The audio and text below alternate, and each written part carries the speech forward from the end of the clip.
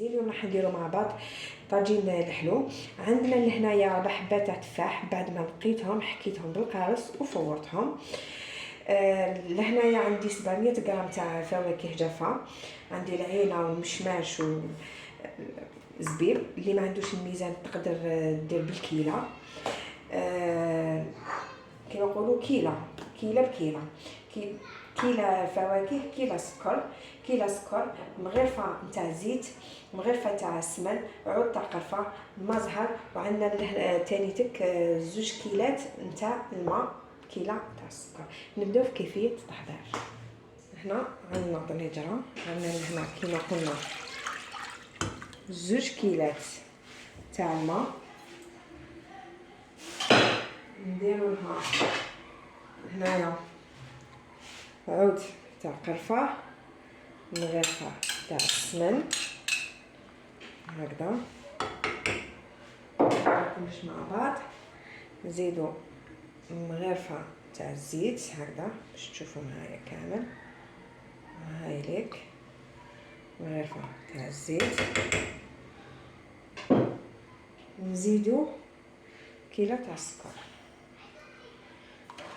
هكذا ونغطيوها، نخلو السكر تاعنا يذوب. بعد ما يذوب نولي هنايا غلى الماء تاعنا. دوكا واش نديرو الزبيب والمشماش. العينه نخلوها في الاخر على خاطرش العينه تطلق هذيك الكحوليه في اللحم الحلو. طاجين الحلو بلا لحم، هذا درناه بلا لحم هكذا.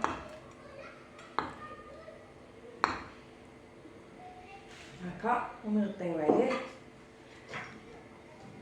من بعد نزيدو العينه نتاعنا. كي يلحق لهاد المرحله تعقد لنا شويه هذيك حسينا. هنا نرميو العينه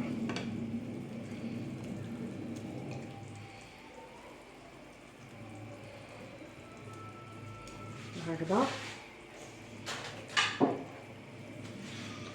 ونخليوها واحد 5 دقائق ولا نزيدو نزيدو نحطو الماء. هنا في هذه المرحله نحطو المزهر، قلنا فنجان تاع لاتاي، ونخلوه يزيد شويه ونرمولو نحطو التفاح لهنايا ونطفيو عليه. في هذه المرحله نحطو التفاح تاعنا هكذا.